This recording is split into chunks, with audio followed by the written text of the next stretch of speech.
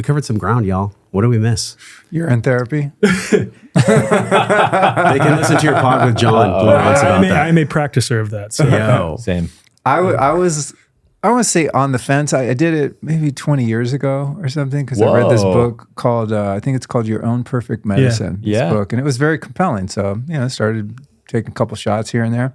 And I don't know, I didn't really see any, noticeable effects, but there was really nothing wrong, right? But I interviewed Dr. Ed Group the other day, and this dude dropped the history on it, the science on it. It was extremely compelling to the point where I am going to start again. I just keep forgetting to put a shot glass in my bathroom. I'm so out of it when I wake up in the morning usually that I'm like, I'll think of it like a couple hours later. I'm like, I missed the first morning stream. Dude. But I did it every day for a year last year. Really? How'd you feel? 365. Awesome. Okay. There's this ancient Hindu text, 5,000-year-old text called the Shivambu Ed Kalpa. Group was talking about this. Yeah. It's hilarious, bro. It's Shiva. I wear earrings, by the way, in homage to Shiva.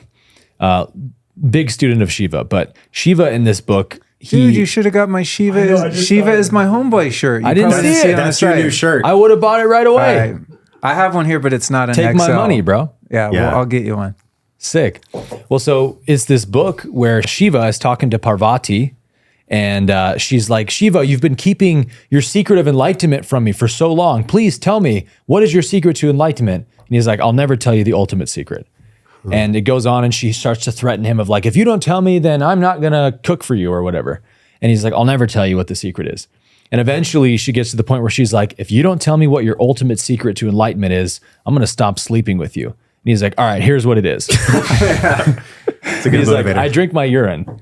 And she's like, tell me more. And so he goes on this dialogue of like, I think it's year by year, it might be month by month. I think it's by month. Here's the effects that will happen in consciousness after 1 month if you drink your urine first thing in the morning.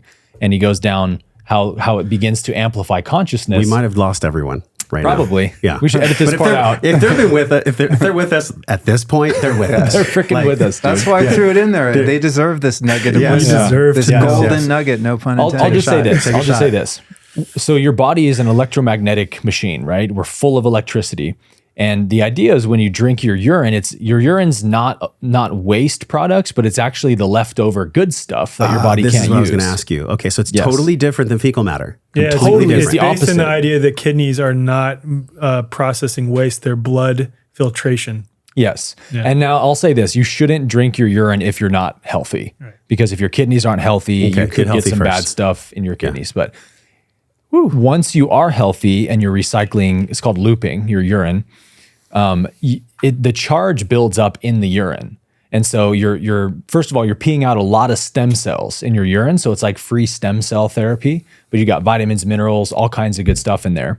And every time you loop it through, it gains in charge more and more. So it's like you're drinking something with a higher frequency every time. And so it actually will elevate your consciousness. And what's funny is we have a mutual friend named Rodney, who's like known for being the urine therapy guy. And Alec can tell this better than I can, but he lived with Rodney for how long? 30 days. Okay, 30 days.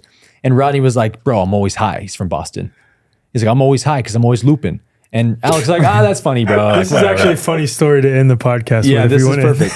Let's go. So I had first heard of urine therapy in like early 2020. I'm like, what the hell is that? That's too much for me, right? And then I started becoming friends with Rodney, and he's sharing about it with me, and I see how he is, and he's like super shredded. He was going bald in some spots. He regrew some of his hairs, or so he claimed, and his teeth are like perfectly white. They look like veneers, and he's just a high energy guy. I'm like, there's no way that he's basically only thriving off of fruit and drinking his own pee, as he claimed. And then I lived with him for 30 days, and bro, he is 100% doing that. Like, no BS. He is, he barely eats any food other than like water-dense fruits like watermelon and papaya and things like this. And I never saw him once drink a sip of water. He was only drinking his own pee. And in the morning, he would take 2-year-old aged urine. It's probably like 4-year-old aged by now, and spray his whole body with it. His skin is as soft as a baby's skin. He's pretty extreme. You don't need to go to this It's extreme. a little bit extreme. Next level. Because I will say, like, Rodney, I love you, but I still fully hold true to this, that like when you spray that aged urine on you, you smell so bad for like 30 to 45 minutes. But in his defense, his skin is like perfect. It's perfect. Bro. Maybe if I was single, I would just go on a date and not smell like cat pee instead. To try to attract the It right has a partner. golden glow, if we might say. Yeah, right. Ed Group was dropping some stuff on me in relation to the stem cells, that if you take the urine and you treat it with sunlight, like UV light or even red light, that over the course of Solar 30 charging. days, you exponentially multiply the stem cells. Yeah, that's why it's aged. So Rodney's is probably like 4 years aged by now, and it smells putrid. But again, his teeth are perfectly white. And before we'd work out, and he's an animal in the gym, super fit. He would snort his aged urine as pre-workout and like would just crush it. This is the funny part of the story. So we would play horse every day, like basketball, play horse. And there was one day we were playing horse, and Rodney hadn't eaten anything in a few days at this point. And mid-game of horse, he like grabs the ball and closes his eyes and goes, "Whoa!" And I'm like looking at him, I'm like, "What?" And he's just holding the ball, and he's like tracing something in the air with his fingers, with his eyes closed, and he's like, "Oh shit. Whoa." And I'm like, "Bro, are you good?" And he's like, out. "Bro, I'm having this like euphoric trip from looping and not eating, from fasting and just drinking my pee." And I'm like, Wow. All right. And he's like, "Yeah, bro, like I'm pretty much high all the time, high on my own supply." And I'm like, "All right, cool." So set that aside. I'm about a month and a half later, I've been practicing it pretty regularly, but only drinking like 1 or 2 cups a day. And cups the measurement?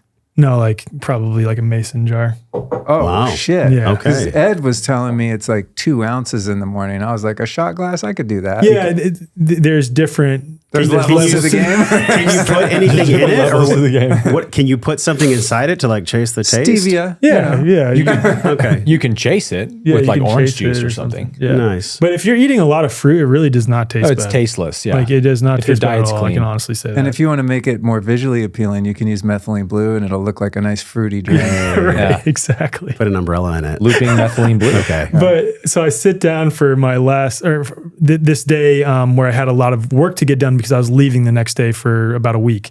And so out of laziness and out of just ease, because I had a lot of work to get done, I didn't really leave my office. So I decided just to loop and fast. And it was not very intentional, but I was looping and fasting. And I sit down for my last task of the day. At this point, I probably had like 7 or 8 glasses of my own pee and a little bit of water here and there. But I sit down for my last task, and this guy's interviewing me. I think his name's Robert Edwards. And within 5 minutes of me sitting down during the podcast, you know that moment when you're like having a bad trip and you look at your hand and it like doesn't feel like it's your hand? You know what I'm talking about? Very well, yeah. Yeah. That happened this morning before we recorded. That experience started to set in. But again, I didn't have the awareness that it was anything related to, me being high from my own supply, so to speak. I thought I was getting sick from being in my office all day, immersed in a field of non-native, electromagnetic field. And so I'm like starting to freak out, but this dude's interviewing me and I'm answering and forgetting what I'm saying as I'm answering because I'm high as hell, but also starting to get clammy and sweat a little bit. Finally, after 40 minutes, I just can't take it anymore. And I literally just reach around to the back of the computer mid-interview while he's asking me questions and just turn it off. Just turn it off mid-interview. And then run upstairs to my wife and I'm like, tough spot. I'm freaking out. Like I feel, do I look pale? And she's like, no, not at all. I'm like, I don't know what's going on. I feel like I'm getting sick. Maybe it's because the Wi-Fi and stuff. I don't know. And she's like, well, did you drink more pee than usual? And I was like, I think so. Maybe. I mean, yeah, I did. And I didn't really eat much. And she's like, call Rodney. I called Rodney. He's like, bro, I told you. I'm high off my own supply all the time. Like that's just how I live. And so once he calmed my fears, I was able to go back and finish the podcast. But point being that I legitimately got high off of my own supply and didn't even realize it. So that's the story. So after he told me that story, which was hilarious, I was like, I got to try this. So the next day I fasted and looped probably about 5 or 6 times. And sure enough, like right around noon, have you ever done microdosing psilocybin? Yeah. When you take today? So when you take a little too much and you start to get a little come up, Sure. Oh, I'm feeling kind of high right now. Very Almost like a trip. uncomfortable. Not a good feeling. It was exactly like that. It was exactly like taking a little too much microdosing and starting to get like some trails to my hands and feeling very high. Like, wow, you really can get high off your own urine. So that just kind of goes to show you like what is in the urine that can do that to your consciousness. Maybe there's some DMT in there, or it activates DMT. I don't know. But there's a lot of benefits to it, even beyond the health benefits, of which there are many. There's a lot of spiritual benefits to it, which is what the Shivambu Kalpa is all about. But I watched a video of a guy who was blind, who healed his eyes and gained his eyesight back by using aged urine drops, solar charged aged urine. He did it for like 30 or 90 days, like 10 times a day, and his eyesight grew back.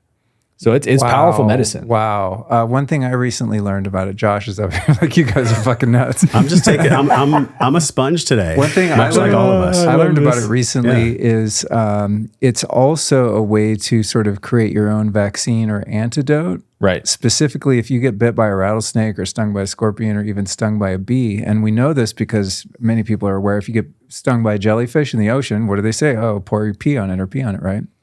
But if legend has it that because you're producing antidotes in your body, that if you get, say, bit by a snake, if you wait about 15 minutes for it, this is not medical advice, by the way. Nothing we've said today nor is legal advice. But if you wait about 15 minutes for the venom to be in your bloodstream and you just kind of sweat it out and then drink your pee after it has the venom in it, it actually creates an anti-venom. And this was another Ed Group thing, and he referenced like the factual data on why this is the case, which I don't remember that part of it, but it just stuck out because I was like, I live in Texas. There's a lot of critters here.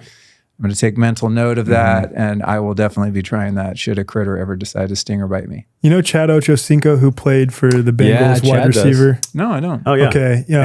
Yeah, really famous wide receiver who played for the Bengals, who is known for basically like never getting injured.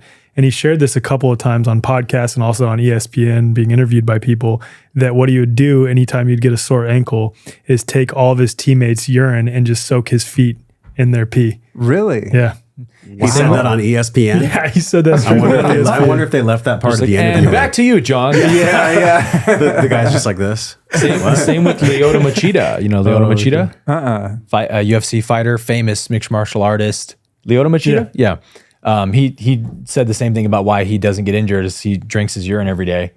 You can do a urine compress on a cut or something, on a wound. Oh. Because it's full of stem cells. It's amazing how much faster you heal. Make sure you subscribe to the podcast. Click the link if you want to watch the full episode, and I will see you in the next video.